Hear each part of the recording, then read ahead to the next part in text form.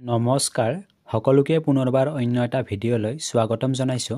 আজিৰ এইটো ভিডিঅ'ত মই তোমালোকৰ এই বৰ্ষৰ এইচএছ ফাইনেল এক্সামৰ বাবে তোমালোকৰ এডুকেশ্যন বিষয়টোৰ পৰা কেইটামান খুব ইম্পৰ্টেন্ট প্লাস কমন লং কুৱেশ্যন আনসাৰৰ বিষয়ে আলোচনা কৰিম। যেকেইটা কুৱেশ্যনছ তোমালোকৰ এই বৰ্ষৰ এক্সামত অহাৰ বাবে খুবই সম্ভাৱনা আছে।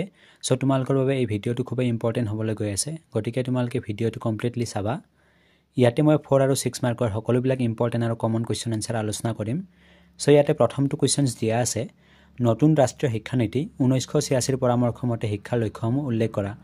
এই কুৱেশ্যনটো এই বৰ্ষৰ এক্সামৰ বাবে খুবই সিলেক্টিভ কুৱেশ্যনছ হয়। সো এইটো ভালকৈ চাই থবা।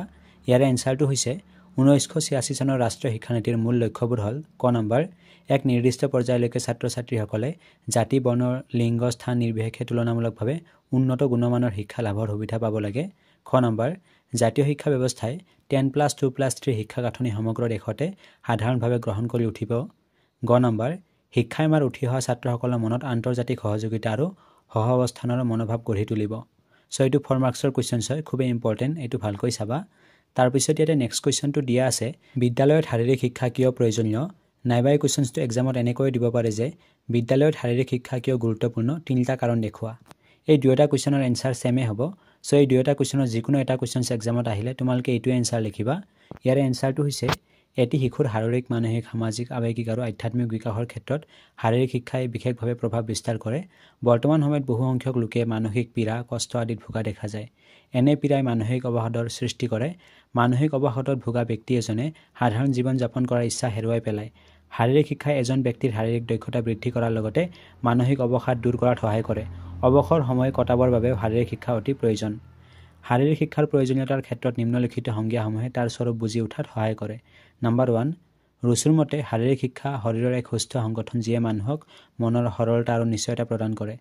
নম্বৰ 2 মণ্টেগো এভাৰ্ছৰ মতে শাৰীৰিক শিক্ষাই কেৱল আত্মা বা শৰীৰকে গঢ় নিদিয়ে, বৰঞ্চ সম্পূৰ্ণ ব্যক্তিজনকে গঢ় দিয়ে। এনে আলোচনাৰ পৰা বুজা যায় যে শাৰীৰিক শিক্ষা প্ৰয়োজন আছে। সো এই কুৱেশ্যনটো ভেৰি ইম্পৰ্টেন্ট। আৰু লগতে তোমালোকে ইয়াৰ দুটা পইণ্ট মনত ৰাখিবা যে শাৰীৰিক শিক্ষাৰ ক্ষেত্ৰত ৰুচুৰ মতামত কি বা ৰুচুৰ সংজ্ঞা কি, আৰু লগতে তোমালোকৰ মণ্টেগো এভাৰ্ছৰ শাৰীৰিক শিক্ষাৰ সংজ্ঞা কি। সো এই দুয়োটা সংজ্ঞাও তোমালোকে ভালকৈ মনত ৰাখি থবা। তাৰপিছত ইয়াতে কুৱেশ্যনছ নাম্বাৰ 3টোত দিয়া আছে পৰিৱেশ শিক্ষা কি, ইয়াৰ তিনিটা বৈশিষ্ট্য উল্লেখ কৰা। নাইবা পাৰিপাৰ্শ্বিক শিক্ষা কি, ইয়াৰ তিনিটা বৈশিষ্ট্য উল্লেখ কৰা। ইয়াতে তোমালোকে এটা পইণ্ট ভালকৈ মনত ৰাখি থবা যে পৰিৱেশ আৰু পাৰিপাৰ্শ্বিক এই দুয়োটা শব্দ একেই অৰ্থ বুজায়। অৰ্থাৎ পৰিৱেশ মানে হৈছে পাৰিপাৰ্শ্বিক আৰু পাৰিপাৰ্শ্বিক মানে হৈছে পৰিৱেশ। সো এক্সামত তোমালোকক ইয়াৰে যিকোনো ধৰণে কুৱেশ্যনছটো সুধিব পাৰে। গতিকে তোমালোকে কনফিউজ নহবা। দুয়োটা শব্দ যদিও দেখিবলৈ বেলেগ বেলেগ, ইয়াৰে অৰ্থ একেই হয়। সো এই কুৱেশ্যনটো ভেৰি ইম্পৰ্টেন্ট হয় এই বৰ্ষৰ এক্সামৰ বাবে। সো এইটো ভালকৈ চাই থবা। ইয়াৰে এনসাৰটো হৈছে পাৰিপাৰ্শ্বিক বা পৰিৱেশ শিক্ষা হ'ল পৰিৱেশৰ সহায়ত পৰিৱেশৰ ওপৰত আৰু পৰিৱেশৰ কাৰণে অধ্যয়ন কৰা শিক্ষাৰ মাধ্যম।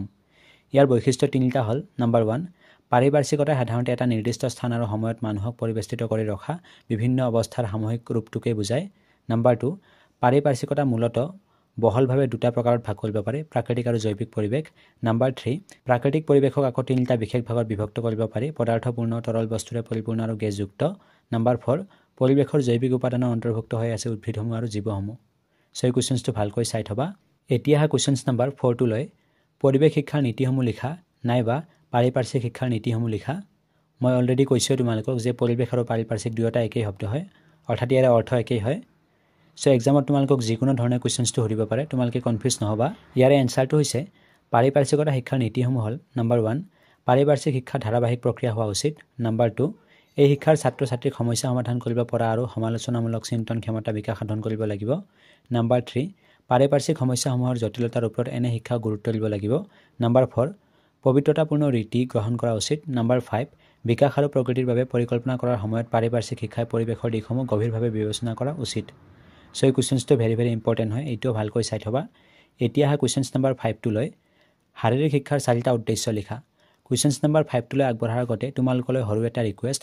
তোমালোকৰ যদি কোনোবাই আমাৰ চেনেলত বৰ্তমান নতুনকৈ আহিছা বা নতুনকৈ ভিজিট কৰিছা, তেতিয়াহ'লে এতিয়াই চেনেলটোক ছাবস্ক্ৰাইব কৰি কাষত থকা বেল আইকনটো অলত প্ৰেছ কৰি থৈ দিয়া। কিয়নো তোমালোকৰ এই বৰ্ষৰ এইচএছ ফাইনেল এক্সামৰ বাবে আমি সকলো ছাবজেক্টৰ বিভিন্ন কমন প্লাছ ইম্পৰ্টেণ্ট কুৱেশ্যন এনসাৰসমূহ আমাৰ টেলিগ্ৰাম চেনেল আৰু হোৱাটছএপ চেনেলত আপলোড কৰি আছোঁ। আৰু লগতে এইটো চেনেলতো মই ভিডিঅ' যোগে দি আছোঁ। সো তোমালোকৰ বাবে খুবেই হেল্পফুল হ'ব। আৰু লগতে তোমালোকে আমাৰ টেলিগ্ৰাম আৰু হোৱাটছএপ চেনেলত জইন হৈ ল'বা, কাৰণ টেলিগ্ৰাম আৰু হোৱাটছএপ চেনেলত আমি বিভিন্ন ধৰণৰ PDF ফাইলসমূহ দি আছোঁ ডেইলি। সো তাৰ পৰা তোমালোকে PDF ফাইলসমূহ ডাউনলোড কৰি ল'ব পাৰিবা। তোমালোকে টেলিগ্ৰাম বা হোৱাটছএপত গৈ সাৰ্চ কৰিবা ৰাহুল 10M বুলি নাইবা টেলিগ্ৰাম আৰু হোৱাটছএপ চেনেলৰ লিংক আমাৰ ভিডিঅ'ৰ কমেণ্ট বক্সত বা ডেছক্ৰিপশ্যন বক্সত দি দিম তাত গৈ তোমালোকে জইন হৈ ল'বা সো কোৱেশ্চনছ নম্বৰ 5 টোত দিয়া আছে শাৰীৰিক শিক্ষাৰ 4টা উদ্দেশ্য লিখা এই কোৱেশ্চনছটো ভেৰি ইম্পৰ্টেণ্ট হয় ইয়াৰ এনসাৰটো হৈছে শাৰীৰিক শিক্ষাৰ 4টা উদ্দেশ্য হ'ল নম্বৰ 1 সামগ্ৰিক ৰূপত ব্যক্তিৰ বিকাশ সাধন কৰা নম্বৰ 2 শিশুৰ ভাৰসাম্য ব্যক্তি সত্তাৰ বিকাশ সাধন কৰা নম্বৰ 3 শিশুসকলৰ গণতান্ত্ৰিক সামাজিক আৰু নৈতিক গুণসমূহৰ বিকাশ সাধন কৰা নম্বৰ 4 ধৈৰ্য আত্মনিয়ন্ত্ৰণ সাহস সহযোগিতা সহানুভূতি আৰু নেতৃত্ব আদিৰ দৰে গুণসমূহ বিকশাই তোলা নম্বৰ 5 সুঅভ্যাস বিকশাই তোলা আৰু নিয়মিতভাৱে ব্যায়াম আৰু খেলা-ধূলা কৰা নম্বৰ 6 শাৰীৰিক মানসিক আৱেগিক সামাজিক আৰু নৈতিকভাৱে সুস্থ নাগৰিকৰ সৃষ্টি কৰা সো এই কোৱেশ্চনছটো প্ৰিভিয়াছ ইয়াৰটো আহি গৈছে গতিকে এইটো ভালকৈ চাই থবা এতিয়া হা কোৱেশ্চনছ নম্বৰ 6 টো লৈ কোৱেশ্চনছ নম্বৰ 6 টোত দিয়া আছে স্মৃতি প্ৰক্ৰিয়াৰ লগত জড়িত 4টা পৰ্যায় বা স্তৰৰ বিষয়ে লিখা নাইবা এই কোৱেশ্চনছটো এনেকৈ দিব পাৰে যে স্মৃতি বা স্মৰণ প্ৰক্ৰিয়া কি স্মৃতিৰ উপাদানসমূহ চমুকৈ আলোচনা কৰা সো এই দুয়োটা কোৱেশ্চন যদিও দেখিবলৈ বেলেগ ইয়াৰে এনসাৰ একেই হ'ব সো তোমালোকে ইয়াৰে যিকোনো এটা কোৱেশ্চন এক্সামত আহিলে এনসাৰটো এইটোৱে লিখিবা ইয়াৰে এনসাৰটো হৈছে স্মৃতি হৈছে অতীত অভিজ্ঞতা পুনৰুদ্ধাৰ কাৰ্য বিভিন্ন সময়ত বিভিন্ন মনোবিজ্ঞানী স্মৃতি সম্বন্ধে নিজৰ মতামত দাঙি ধৰিছে মেকডুগেলে স্মৃতিৰ সংজ্ঞা এইদৰে দিছে অতি সীমিত বা সংকীৰ্ণ অৰ্থত স্মৃতি বা স্মৰণ ক্ৰিয়া হৈছে অতীতত লাভ কৰা অভিজ্ঞতা অনুসৰি ঘটনাসমূহৰ মনত কল্পনা কৰা ৰাইন বাৰ্ণৰ মতে অভিজ্ঞতা সঞ্চয়নৰ আৰু অভিজ্ঞতা লাভৰ কিছু সময় বিৰতিৰ পিছত সেইসমূহ চেতনালৈ ঘূৰাই আনিব পৰা যি ক্ষমতা তাকে স্মৃতি বুলি কোৱা হয় জেমছ এছৰ মতে স্মৃতি হৈছে পূৰ্ব অভিজ্ঞতাৰ প্ৰৱণতাৰ দ্বাৰা নিৰ্ধাৰিত এক নতুন অভিজ্ঞতা সো তোমালোকে এটা কথা মনত ৰাখিবা যে স্মৃতিৰ সংজ্ঞা আৰু স্মৃতি কাক বোলে দুয়োটা বস্তু বেলেগ তোমালোকক যদি এক্সামত লিখিব দিয়ে যে স্মৃতিৰ সংজ্ঞা দিয়া তেতিয়াহ'লে তোমালোকে স্মৃতি কাক বোলে সেইটো নিলিখিবা স্মৃতিৰ সংজ্ঞা দিয়া বুলি ক'লে তোমালোকে বিশেষ কোনো ব্যক্তিৰ দ্বাৰা দিয়া সংজ্ঞা বা বিশেষ মনোবিজ্ঞানীৰ দ্বাৰা দিয়া সংজ্ঞাহে লিখিবা আৰু যদি তোমালোকক সোধে যে স্মৃতি কাক বোলে বা স্মৃতি বুলিলে কি বুজা তেতিয়াহ'লে তোমালোকে স্মৃতিৰ যেটো বেসিক্যালি আমি স্মৃতি বুলিলে কি বুজো সেইটোৱে লিখিবা অৰ্থাৎ এতিয়া তোমালোকে লিখিব লাগিব যে স্মৃতি হৈছে অতীত অভিজ্ঞতাৰ পুনৰুদ্ধাৰ কাৰ্য আৰু যদি সংজ্ঞা দিবলৈ কয় তেতিয়াহ'লে তোমালোকে কোনোবা বিশেষ ব্যক্তি বা বিশেষ মনোবিজ্ঞানী আগবঢ়োৱা সংজ্ঞা লিখিবা আৰু এক্সামত কেতিয়াবা এনেকৈ কোৱেশ্চনটো দি দিব পাৰে যে স্মৃতিৰ দুটা সংজ্ঞা দিয়া সো তেতিয়া তোমালোকে দুজন মনোবিজ্ঞানীৰ দ্বাৰা আগবঢ়োৱা সংজ্ঞা লিখি দিবা সো তাৰ পিছত ইয়াতে দিয়া আছে স্মৃতিৰ উপাদানসমূহ হ'ল নম্বৰ 1 শিক্ষণ লাভ বা অভিজ্ঞতা আহৰণ শিক্ষণ স্মৃতি লাভৰ ক্ষেত্ৰত সবাতোকৈ প্ৰয়োজনীয় আৰু প্ৰথম পৰ্যায় এই প্ৰাথমিক স্তৰৰ ব্যক্তিয়ে পঞ্চেন্দ্ৰিয়ৰ সহায়েৰে পৰিৱেশ বা চাৰিওফালৰ পৰিস্থিতিৰ পৰা বিভিন্ন জ্ঞান অভিজ্ঞতা আহৰণ কৰে শিক্ষণ অভিজ্ঞতা অবিহনে মানুহৰ মন উকা কাগজৰ দৰে গতিকে স্মৃতি পাবলৈ সংবেদন আৰু সংবোধনৰ জৰিয়তে অভিজ্ঞতা লাভ অতিশয় প্ৰয়োজনীয় কিয়নো ইয়াৰ অবিহনে স্মৃতি লাভ অসম্ভৱ নম্বৰ 2 সংৰক্ষণ স্মৃতি প্ৰক্ৰিয়াত অন্তৰ্নিহিত দ্বিতীয় প্ৰয়োজনীয় পৰ্যায়টো হৈছে লাভ কৰা শিক্ষণ আৰু অভিজ্ঞতাৰে প্ৰতিৰূপসমূহ মনত সঞ্চয় কৰি ৰখা আমি জীৱনত বিভিন্ন বিষয়ৰ শিক্ষা লাভ কৰিয়েই শান্ত নাথাকো সেই অভিজ্ঞতা আৰু শিক্ষা মনৰ মাজত সংৰক্ষণ কৰি ৰাখো যিকোনো বিষয় শিকাৰ পিছত যদি মনত ধৰি ৰাখিবলৈ চেষ্টা কৰা নহয় তেনেহলে হি সহজে পাহৰণিৰ গৰ্ভত লীন যাব গতিকে মনৰে সংৰক্ষণ ক্ষমতা অবিহনে স্মৃতি লাভ সম্ভৱ নহয় নম্বৰ 3 পুনঃস্মৰণ সংৰক্ষিত অতীত অভিজ্ঞতাক চেতন মনত প্ৰয়োজন অনুযায়ী পুনৰুদ্ধাৰ কৰাকে পুনঃস্মৰণ বুলি কোৱা হয় এক্সামত কেতিয়াবা ডাইৰেক্ট সুধি দিলে যে পুনঃস্মৰণ বুলিলে কি বুজা তেতিয়া তোমালোকে এইটো লিখিব পাৰিবা অতীতত লাভ কৰা জ্ঞান অভিজ্ঞতাৰ পৰিৱৰ্তন নোহোৱাকৈ অৰ্থাৎ হুবহু পুনঃস্মৰণ কৰিবলৈ মনে যত্ন কৰে গতিকে পুনঃস্মৰণ অতীত অভিজ্ঞতাৰ অপৰিৱৰ্তনীয় পুনৰুদ্ধাৰ ক্ৰিয়া বুলি ক'ব পাৰি নম্বৰ 4 প্ৰত্যভিজ্ঞা অতীত অভিজ্ঞতাৰ পুনঃস্মৰণ হ'লেই স্মৰণ কাৰ্য সম্পূৰ্ণ হ'ল বুলি ধৰিব নোৱাৰি সেই অভিজ্ঞতাৰ প্ৰতিৰূপবিলাক আমি পূৰ্ব অভিজ্ঞতাৰ প্ৰতিৰূপ বুলি চিনাক্ত কৰিব পাৰিব লাগিব এই চিনাক্তকৰণে হ'ল প্ৰত্যভিজ্ঞা এই কাৰ্য স্মৰণ কাৰ্যতকৈ সহজ আৰু চমু সো এক্সামত কেতিয়াবা 2 মাৰ্কছৰ কোৱেশ্চনত ডাইৰেক্ট সুধি দিয়ে যে প্ৰত্যভিজ্ঞা কি সো এই সকলোবোৰ তোমালোকে মনত ৰাখিবা আৰু তোমালোকক মই এটা কথা জনাই দিওঁ যে স্মৃতিৰ যিবিলাক উপাদান আছে এই উপাদানবিলাক বহুবাৰ এক্সামত ৰিপিট হৈছে অৰ্থাৎ বহুবাৰ এক্সামত সুধিছে এইবাৰো অহাৰ বাবে খুবেই চান্স আছে সো ভালকৈ চাই থবা এতিয়া হা নেক্সট কোৱেশ্চনটো লৈ কোৱেশ্চনছ নম্বৰ 7 টোত দিয়া আছে বিস্মৃতি কি ইয়াৰ বৈশিষ্ট্যবোৰ উল্লেখ কৰা এইটো ভেৰি ইম্পৰ্টেন্ট হয় ইয়াৰ এনসাৰটো হৈছে বিস্মৃতিৰ অৰ্থ স্মৃতিৰ বিপৰীত গুণকে বিস্মৃতি বুলি কোৱা হয় অৰ্থাৎ স্মৃতিৰ বিপৰীত শব্দক আমি বিস্মৃতি বুলি ক'ব পাৰোঁ স্মৃতি মানে হৈছে মনত ৰখা আৰু বিস্মৃতি হৈছে পাহৰি যোৱা অতীতৰ প্ৰত্যেক অভিজ্ঞতাৰ কথা মনত পেলোৱা আমাৰ বাবে সম্ভৱ নহয় অতীত অভিজ্ঞতা চেতন মনত পুনৰুদ্ধাৰ কৰাৰ অক্ষমতাই হ'ল বিস্মৃতি বিস্মৃতিৰ বৈশিষ্ট্যসমূহ হ'ল নম্বৰ 1 ইন্দ্ৰিয় অভিজ্ঞতাৰ প্ৰতিৰূপ সংৰক্ষণত দেখা দিয়া অক্ষমতা হৈছে বিস্মৃতি নম্বৰ 2 বিস্মৃতি হৈছে প্ৰতিৰূপ সংৰক্ষণ আৰু তাৰ পুনঃস্মৰণ কাৰ্যৰ এক মধ্যৱৰ্তী অৱস্থা স্বৰূপ নম্বৰ 3 দুখদায়ক অভিজ্ঞতাৰ স্মৃতিয়ে পীড়িত কৰিব নোৱাৰাকৈ বিস্মৃতিয়ে সচেতন মনত এক প্ৰতিৰক্ষা ব্যৱস্থা স্বৰূপে কাম কৰে নম্বৰ 4 বিস্মৃতি হৈছে মনৰ স্মৃতিস্কাৰ সহায়কাৰী এক প্ৰয়োজনীয় চৰ্ত বিশেষ সো বিস্মৃতিৰ যিবিলাক বৈশিষ্ট্য আছে এই বৈশিষ্ট্যবিলাকো খুবেই ইম্পৰ্টেন্ট হয় সো এইটোও ভালকৈ চাই থবা তোমালোকে এতিয়া কোৱেশ্চনছ নম্বৰ 8 টো লৈ বিস্মৃতি স্মৰণৰ এক চৰ্ত ব্যাখ্যা কৰা এইটোও ভেৰি ইম্পৰ্টেণ্ট হয় এই বৰ্ষৰ এক্সামৰ বাবে। চ' এই কুৱেশ্যনছটো ভালকৈ চাবা।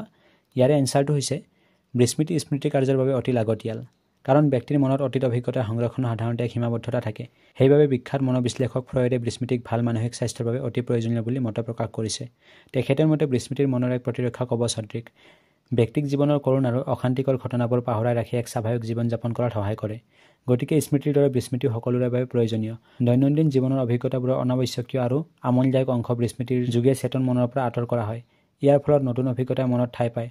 সকলো পুৰণি অভিজ্ঞতা ব্যক্তিৰ মনত জুমুলি দি ধৰিলে বাস্তৱ সমস্যাসমূহ চিন্তা চৰ্চা কৰাৰ ক্ষেত্ৰত যথেষ্ট অসুবিধাৰ সৃষ্টি হ'ব পাৰে। গতিকে এই দৃষ্টিৰ পৰা মনোবিজ্ঞানীসকলে কৈছে যে বিস্মৃতি স্মৃতিৰ এক চৰ্ত। অৰ্থাৎ আমাৰ তাত যদি স্মৃতি শক্তি আছে তেতিয়াহ'লে আমাৰ তাত বিস্মৃতি শক্তিও থাকিব লাগে।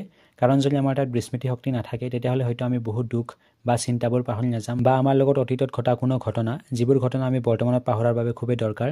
চ' সেইবাবে আমাক বিস্মৃতিৰ প্ৰয়োজন হয়। এই কুৱেশ্যনছটো ভেৰি ইম্পৰ্টেণ্ট হয়, গতিকে এইটোও ভালকৈ চাই থবা। এতিয়া আহা কুৱেশ্যনছ নম্বৰ 9লৈ। মানসিকভাৱে স্বাস্থ্যৱান লোক এজনৰ থাকিবলগীয়া 4টা বৈশিষ্ট্য আলোচনা কৰা। চ' এই কুৱেশ্যনছটো প্ৰিভিয়াছ আৰু ৰিপিট হৈছে, গতিকে এইটোও ভালকৈ চাবা। ইয়াৰে এনচাৰটো হৈছে মানসিকভাৱে স্বাস্থ্যৱান লোক এজনৰ বৈশিষ্ট্যবোৰ হ'ল নম্বৰ 1, এওঁলোক শক্তিশালী ব্যক্তিত্বৰ অধিকাৰী। নম্বৰ 2, এওঁলোক আৱেগিকভাৱে স্থিৰ। নম্বৰ 3, এওঁলোক শাৰীৰিকভাৱে সবল প্ৰকৃতি। নম্বৰ 4, এওঁলোকৰ বিশেষ কোনো সমাজ জীৱনৰ সমস্যা নাই। চ' এই কুৱেশ্যনছটো ভালকৈ চাই থবা। এতিয়া আহা কুৱেশ্যনছ নম্বৰ 10লৈ। পুনৰাবৃত্তি স্মৰণ কাৰ্যৰ এক আৱশ্যক চৰ্ত ব্যাখ্যা কৰা। এই কুৱেশ্যনছটো ভেৰি ইম্পৰ্টেণ্ট হয়, গতিকে এইটোও ভালকৈ চাবা। ইয়াৰে এনচাৰটো হৈছে পুনৰাবৃত্তি স্মৃতিত যথেষ্ট সহায় কৰে। মানুহে কোনো এটা কাম যিমানবাৰ পুনৰাবৃত্তি কৰে সেই কাম সিমানেই মনত গাঢ় হয়। অৰ্থাৎ যিকোনো শিক্ষণ বা অভিজ্ঞতা পুনৰ কৰিলে সেই কাম বা শিক্ষা মনৰ পৰা আঁতৰি নাযায়, সেই স্মৰণত ৰৈ যায়। স্মৰণত কোনো কাৰ্য ৰৈ যোৱা নোযোৱা নিৰ্ভৰ কৰে সেই কাম মানুহজন কিমানবাৰ কৰিছে তাৰ ওপৰত। যিকোনো শিক্ষণ বা অভিজ্ঞতা লাভৰ পাছত যদি পুনৰাবৃত্তি কৰা নহয় তেনেহ'লে সেই শিক্ষণ পাহৰণিত পৰিণত হয়। সেয়েহে পুনৰাবৃত্তি স্মৰণ কাৰ্যৰ এক আৱশ্যক চৰ্ত। অৰ্থাৎ যিকোনো বস্তু যদি আমি মনত ৰাখিব লাগে সেই বস্তুটোক আমি পুনৰাবৃত্তি কৰিব লাগে, অৰ্থাৎ বাৰে কৰি থাকিব লাগে, তেতিয়াহে আমাৰ মনত থাকে। যদি সেই বস্তুটো আমি বাৰে নকৰোঁ, এবাৰ বা দুবাৰ কৰি এৰি দিওঁ, তেতিয়াহ'লে এটা সময়ত চান্স থাকে যে সেই বস্তুটো আমি পাহৰি যাম, অৰ্থাৎ বিস্মৃতি হৈ যাব। চ' এইটোও ভেৰি ইম্পৰ্টেণ্ট কুৱেশ্যন, এইটোও ভালকৈ চাবা।